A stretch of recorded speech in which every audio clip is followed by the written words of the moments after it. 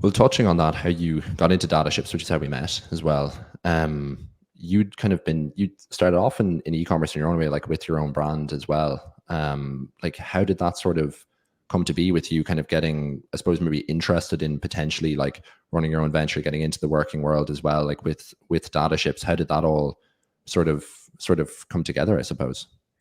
Yeah, so it was really back in 2013, 2014. Michael Storn, who's the DataShip CEO, he came to me originally with an idea for fantasy rugby. So we at the time there wasn't really any detailed fantasy rugby product. There was obviously fantasy football, NFL, basketball, and he had the idea of kind of having a more stats based game. And he presented the idea to me. I thought it was a good idea, and we, put some money into it, and we rolled it out, and it worked really well for formats like the Six Nations, where there was 3 games each weekend. You only had you had 6 teams to pick from. We had 3 games to code from a stats point of view. And we rolled that out, and we'd over 200,000 people playing it at its peak, in the 2015 Six Nations. And then we tried to make as much money out of it as possible. Like we brought in, gambling licenses, so people could bet against each other, and then we were actually approached by Sky Sports New Zealand, and they were looking to get kind of more interaction on their platform. And look, we'd love building it out, but it was a good opportunity for us to exit and make some money on our investment. And we sold that, and then it was really in kind of 2017 that we'd sold it, and the GDPR was coming in then. So our co-CEO or co-founder, Ryan McErlane, had been working in banking compliance, and he was like, look, this GDPR thing, it's not going to go away. I think we should build a one-stop shop solution, and Michael and Ryan kind of set about doing that, and that's when DataShips was formed. And we were very much a data privacy company starting off. It was all privacy policies, cookies, tools, and we thought dealing with data access requests was going to be the big thing of the GDPR. And we sold that product for a few years and continued to sell it. But it was really through the course of that we realized that the big change the GDPR had was how data was collected. And then we looked about building out our collect product, and that's where we're kind of seeing the real success in effectively for our clients, ensuring that they can gather as much first-party data to be able to market to as many of their customers as possible. So, yeah, it was a big old journey getting there. Yeah, it's an interesting shift as well there. I mean, when did it kind of become more e-com focused for like direct-to-consumer brands, mostly selling in Shopify? When did the kind of pivot happen to mostly focus, on those kinds of clients? Yeah, so like with our compliance product, it was very much tool agnostic. And whoever needed privacy policies, cookies, tools, the data access request, we build it out for them. But it was really when our current clients with our compliance product kept asking us questions. How can we collect more email data compliantly to be able to market to more of our customers? It was probably off the back of maybe the 50th time we've been asked this. It's like, right, maybe we should dive into this and see if we can build something of our own. And that's what we did. So we looked at the different platforms, the likes of Magento and BigCommerce, and it was really Shopify where we landed. The way first-party data is collected at the checkout in Shopify, we thought it wasn't particularly efficient. It was one of the few things that Shopify doesn't do really well, and we thought we could do a better job at it. So we went about building out a rules engine, trying to use the data privacy laws to our clients' advantage to get as many of their customers opting in for marketing. And we built out the rules engine and all the dev work. It took, I don't know, maybe 18 months to 2 years, and trying to get into the Shopify App Store was not easy, especially sitting on the thank you page. And then rolled it out to our first clients back in 2022. And it's been great since. We've I think we've about 400 or 500 clients now, and we're very lucky. Our clients have been very loyal to us and stuck with us. It's a sick platform, and like, I think it's interesting because like I tell, like, if friends of mine are maybe asking like what I do and that kind of thing, and like kind of what like how e-commerce works in a way. People maybe don't realize if you buy from any brand online, generally like a third or more of their revenue actually comes from email. So people are like, so I'd say that to my pals, they're like, what? Like, it's not, like, I just didn't think that was a thing, man.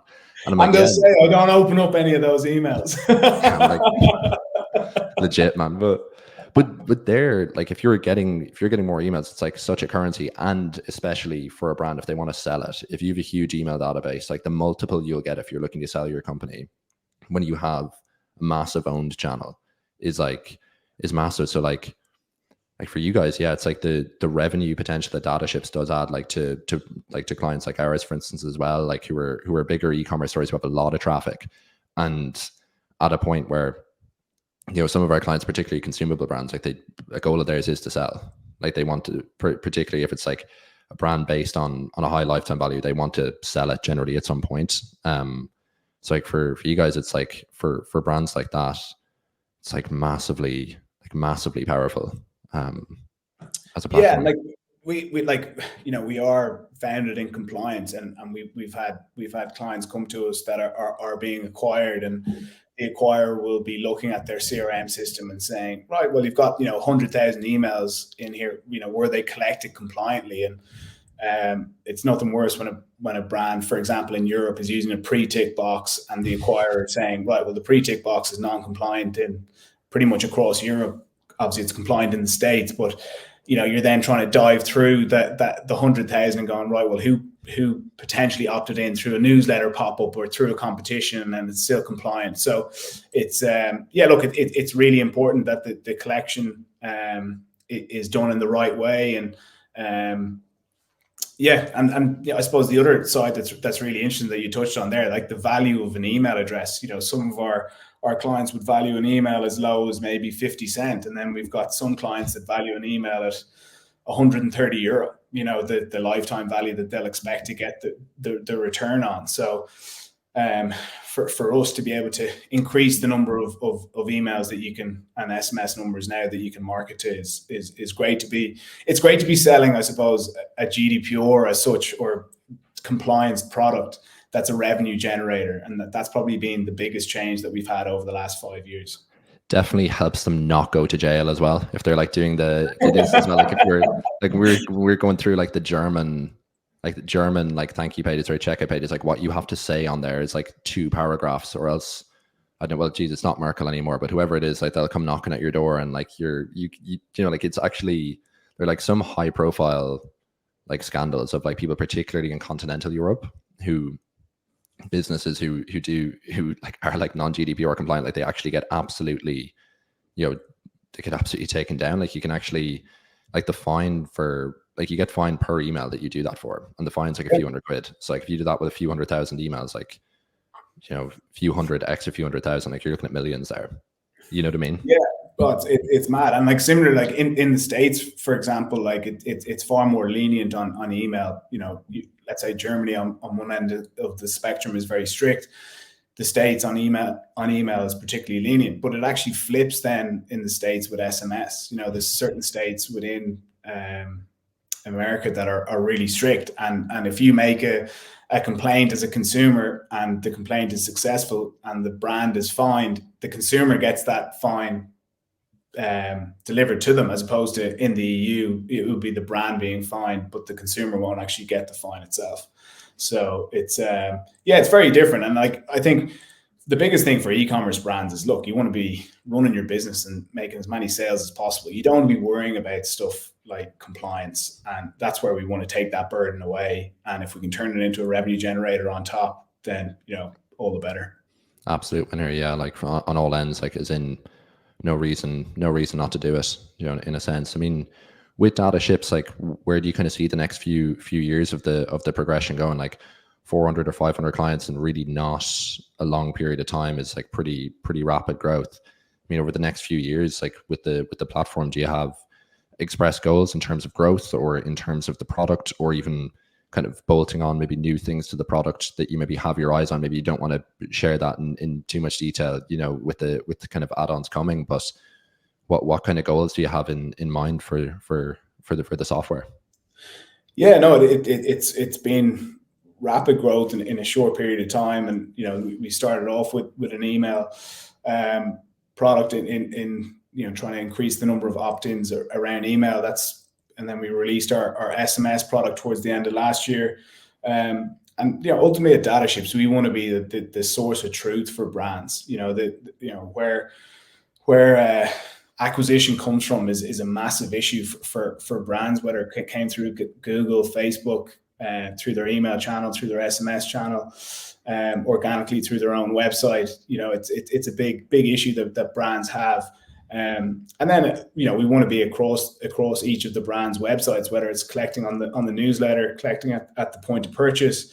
And then for our bricks and mortar clients that aren't just selling online, we want to be able to be a solution that also collects in store. And the way DataShips is set up currently, we're working with Shopify and Klaviyo. We want to be tool agnostic and work with the likes of Magento, BigCommerce, MailChimp, Yocto, Attentive. So there's lots to do on the to-do list. But yeah, look, we're very lucky. We're a relatively small team, but we're very ambitious, and we're very lucky. We've got two leaders at the top in Ryan and Mike that have a clear vision for where they'd like to go with the company, and it's a good place to work. Unreal.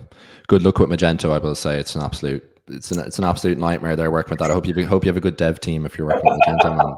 Salesforce maybe instead of Magento. Yeah, exactly.